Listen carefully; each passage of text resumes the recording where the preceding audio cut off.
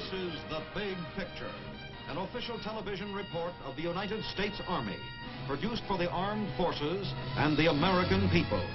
Now, to show you part of the big picture, here is Master Sergeant Stuart Quain. George Washington, in his first annual address to both houses of Congress in 1790, said, "To be prepared for war is one of the most effectual means of preserving peace." At the time of this speech, the regular army of the United States numbered 80 enlisted men and a handful of officers. As a military man and as a political leader, Washington saw the need for an adequate defense establishment, in keeping with his country's modest needs even then. Our country has never been a warring nation, and military preparedness is something we have learned only in the harsh crucible of experience.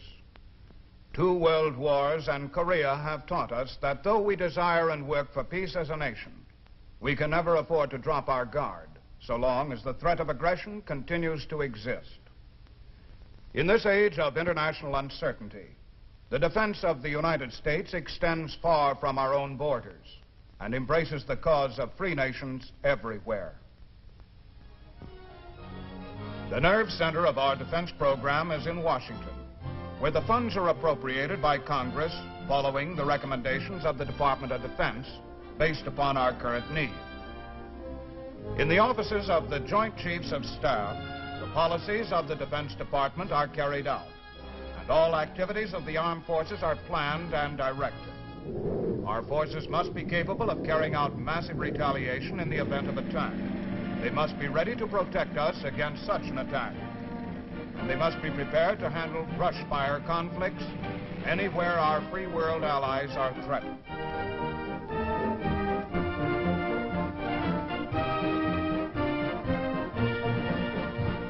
Our defense is costly. This year, more than half of our federal budget will be spent to support it. Defense is costly, to be sure, but it is cheaper than war. It is, in fact, our best protection against the threat of an armed would-be aggressor. This week, in a pictorial survey of our military services, the big picture camera will focus on the defense establishment, your investment in American security. We have not always been prepared as a nation.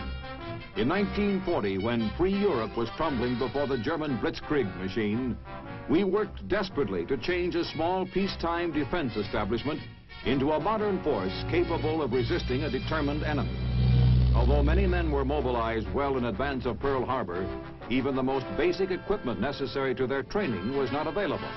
The nation raced to catch up, and we did.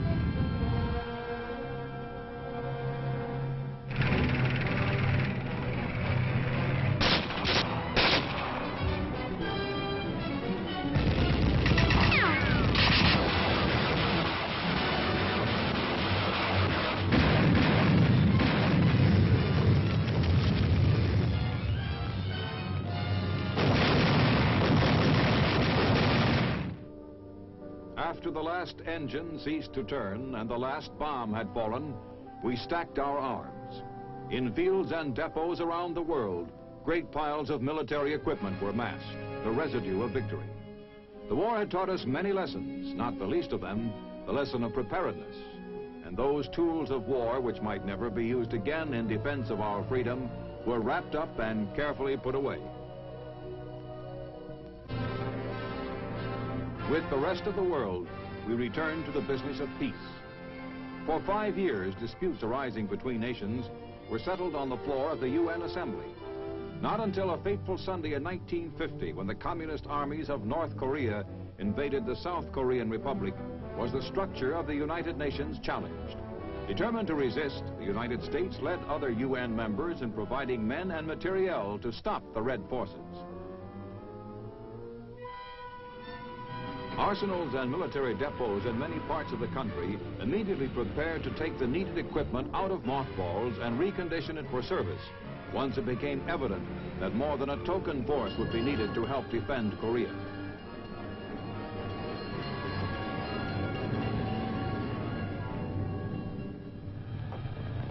The lesson in preparedness paid off. Much of the materiel required by UN troops was readily available from our mothball stocks, saving precious time and many lives. The United States was able to field and to supply an armed force for the United Nations Command, which ultimately drove the Reds from South Korea.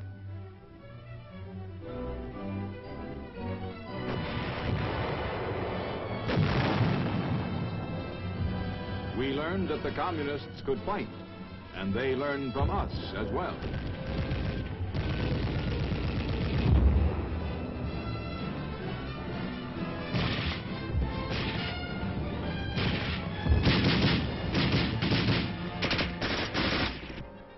The years since Korea have been troubled years throughout the free world. As part of our defense concept, the United States has entered into treaties with other free nations in order to deter Red aggression wherever it might break out. CETO, the Southeast Asia Treaty Organization, presents a united front of democratic countries in an area where communist ambition is high. United States' responsibility to such an organization is heavy. Our allies must often rely upon us for weapons and military know-how.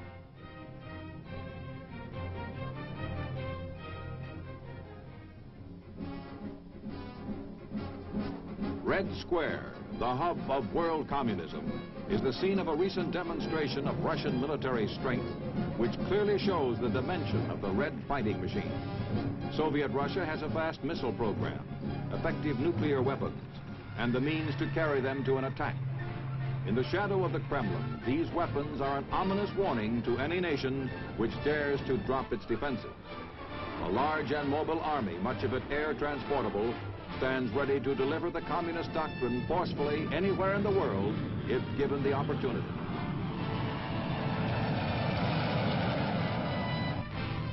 Russian infantry can be moved quickly by the most modern means. For free nations to do anything other than acknowledge the reality of Soviet military power and remain constantly on guard against it would be to court disaster. The price of prevention is small compared to the cost of combat. Just how far the Russians have advanced in rocket technology has already been demonstrated.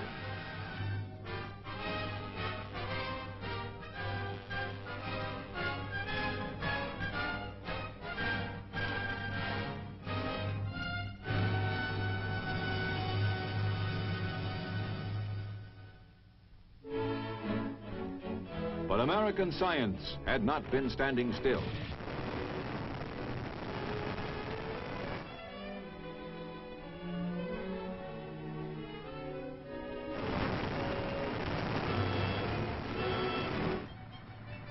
Behind the walls of our laboratories and testing centers, strange discoveries and inventions were quietly being evaluated and improved. The principles they employed were vital to future research and to our national defense. This model aerodyne may resemble a child's toy, but the vertical jet takeoff represents a major advance in the design of combat aircraft.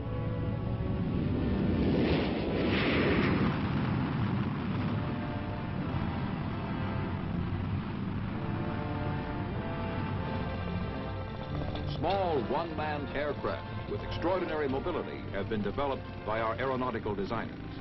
Some are patterned after larger prototypes long in use and are just as versatile in the air.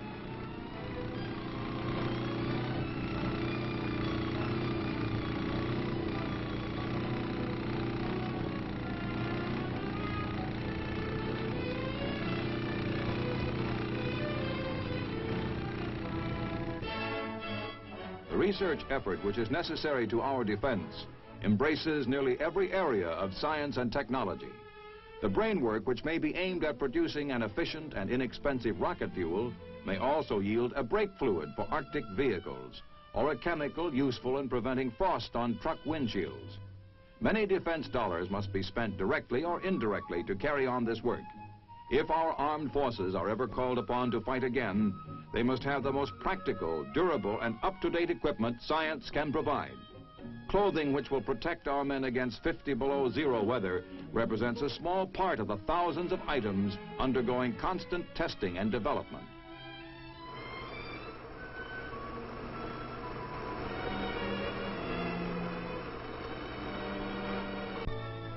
In setting forth the minimum requirements for American defense, President Eisenhower emphasized the need for funds to further scientific studies at all levels.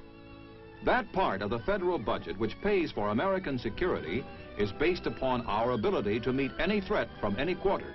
In order to do that now and in the future, we must be capable of planning protection for tomorrow while remaining vigilant today.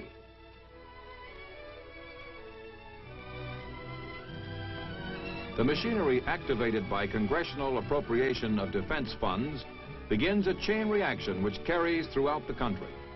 Not only the armed services, but all of our vital industries are affected. While working for peace, we must also remember the lessons war has taught us in the past.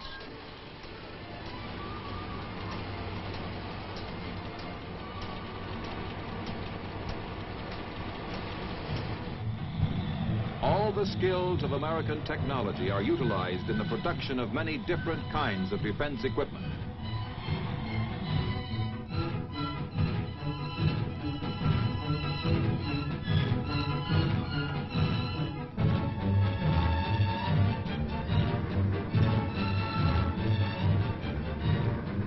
The requirements for quality are high. Everything from the smallest replacement part to heavy weapons used by our modern mobile army are checked and rechecked before they are ready for shipment to the men who will use them.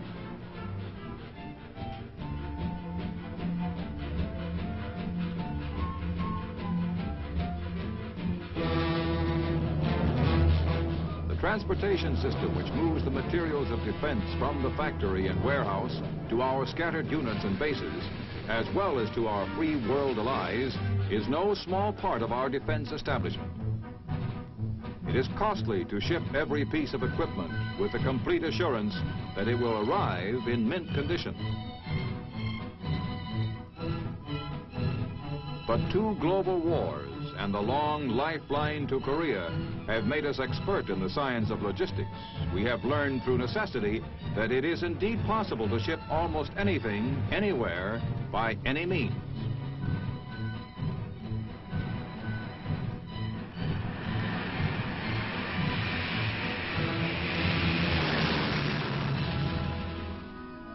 The final working responsibility for our defense rests on the men and women of our armed forces who do their jobs in many countries. The Military Air Transportation Service, operated by the Air Force, carries them and their dependents to and from their assignments throughout the world.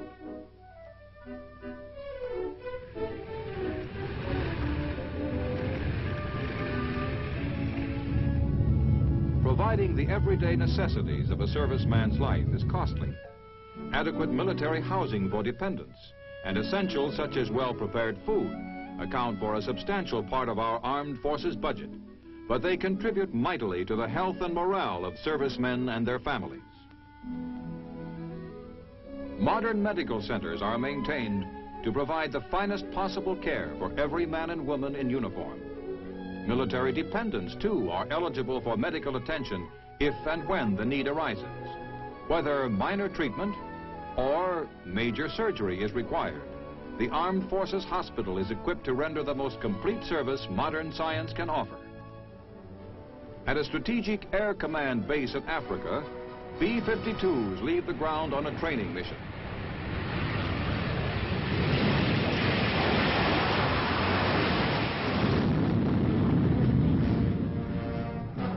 An important part of our retaliatory power in the event of a surprise attack.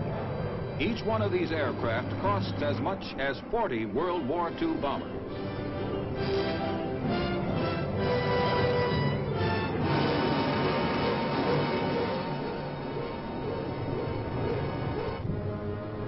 With the United States Army in Europe are missiles such as the Honest John, which stand ready to repel a surprise attack on the ground. Honest John is now a standard short-range artillery weapon used by our troops in the field. Corporal missiles, too, are kept ready in case of a European emergency. Fueling crews run through an exercise on a corporal, simulating the jobs they would perform under actual combat conditions. Such weapons as these, manned by highly trained crews, are long-ranging and can deliver a nuclear or conventional payload against any aggressor force. In order to guarantee early warning of an attack, should one ever be launched against the American continent from over the North Polar ice cap, the United States worked with Canada to construct a string of radar stations across the Arctic wastes.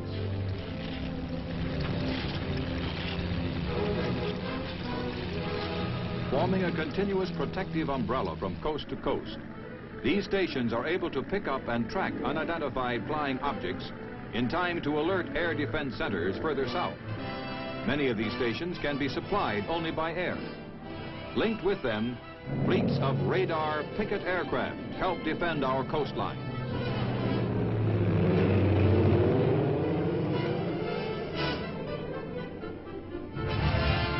Far at sea, the bulbous antennae of a Texas tower tie in with cruising warships, which also scan the skies for our protection.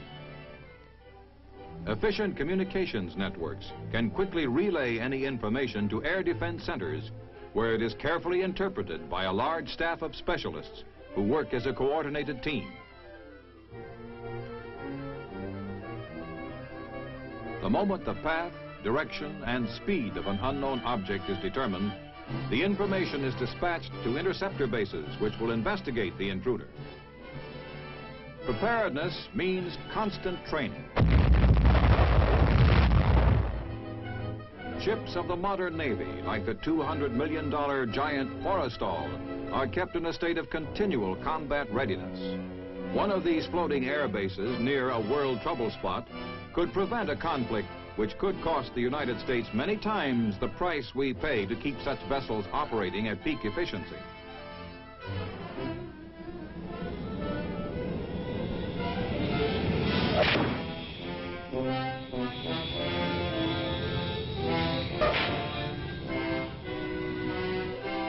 The submarine-borne Regulus missile is a part of the Navy arsenal.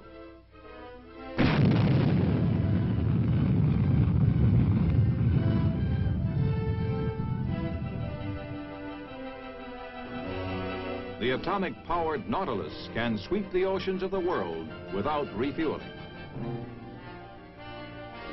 Operational rockets and missiles such as Weapon Able and Terrier are in regular use.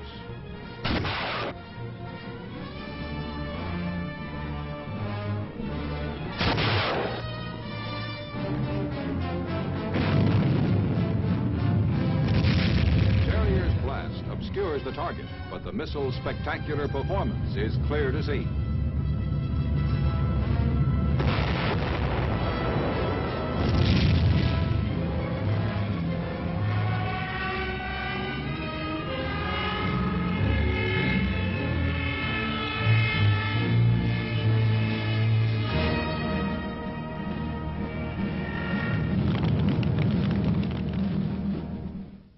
Training men in all phases of the military art is one of the most important aspects of our defense program. Demonstrations of the latest fighting weapons are held regularly for our own personnel, as well as representatives of free world nations allied with us.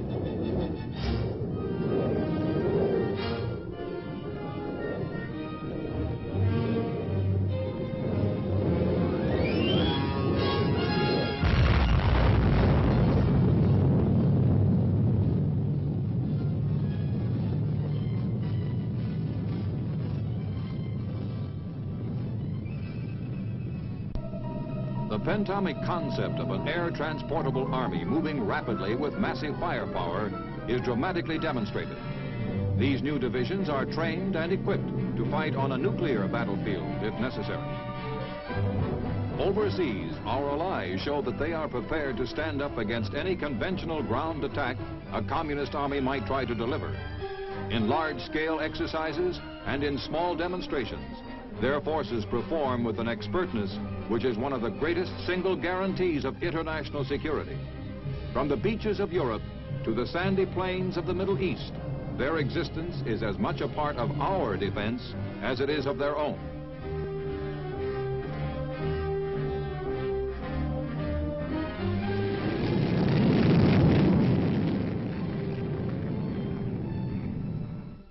Many of these allied countries, such as the tiny African nation of Ethiopia, depend heavily upon the United States for arms and technical aid. Military Assistance Advisory Group personnel, as represented by this American instructor, train allied officers and men to use the weapons and tactics best suited for their own defense. This same Ethiopian army fought against Benito Mussolini's troops with spears and muskets as recently as 1935.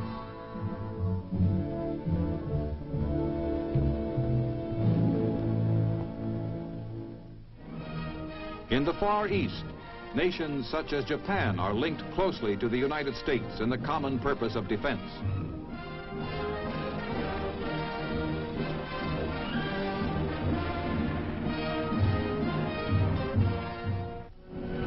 The dramatic launching of the Soviet satellite last October focused national attention on our own missile program. Research and development teams which had been quietly working to perfect the weapons that keep us safe were suddenly in the public eye. The giant rocket engines, which are our key to early exploration of outer space, fired the popular imagination. Science has equipped us with a wide variety of missile weapons, paid for out of our national defense budget. Valid proof that the effort expended by our missile men yielded impressive results. Along with our work on military missiles, enormous progress has been made in laying the foundations for our rocket future.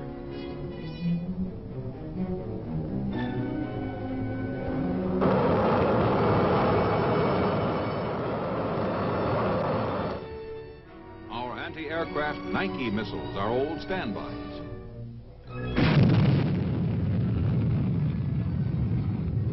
Snark. First intercontinental missile to be placed in operational use.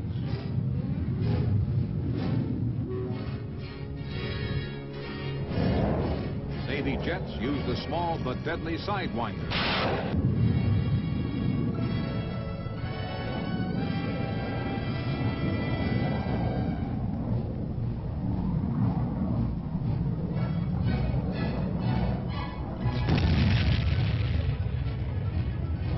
The Air Force's Rascal is primarily an anti-sub weapon.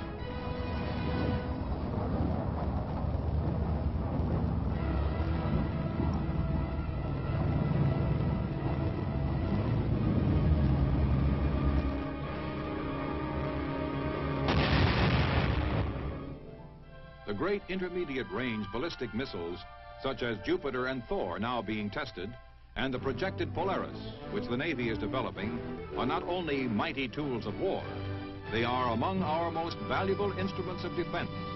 The trial performances of Jupiter and Thor bear witness.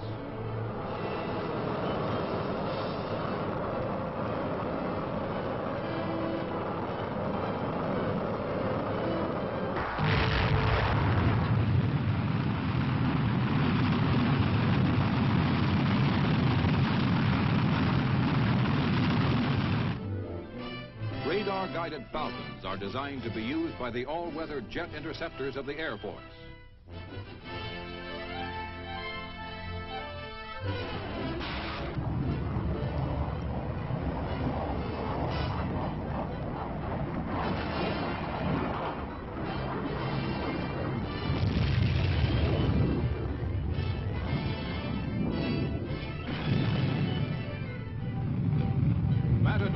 An Air Force tactical weapon.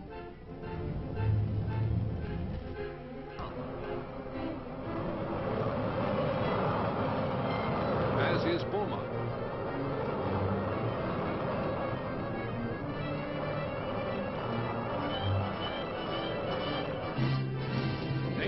jets attacked with Sparrow.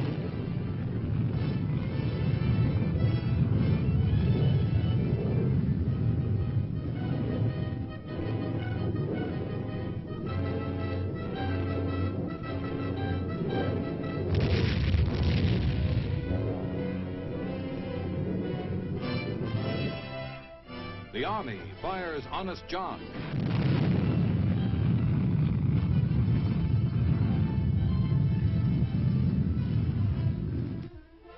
And La Crosse.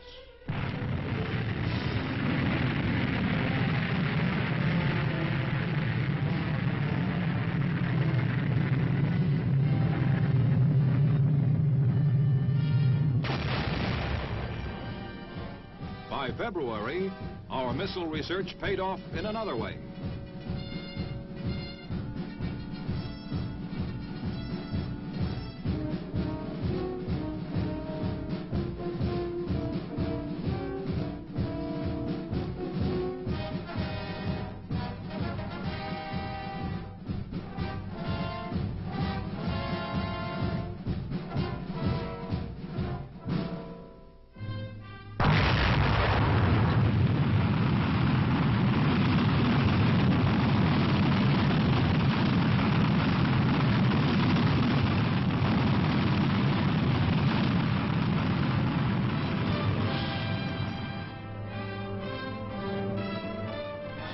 Americans are alert to the promise of the future and to the need for a common defense of free people everywhere.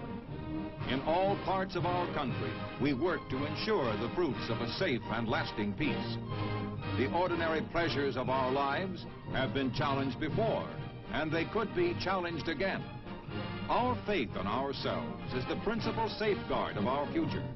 But if we are to guarantee the rights of our people to live freely in an untroubled world, we cannot afford to relax now. An adequate national and international defense is necessary to our peaceful way of life.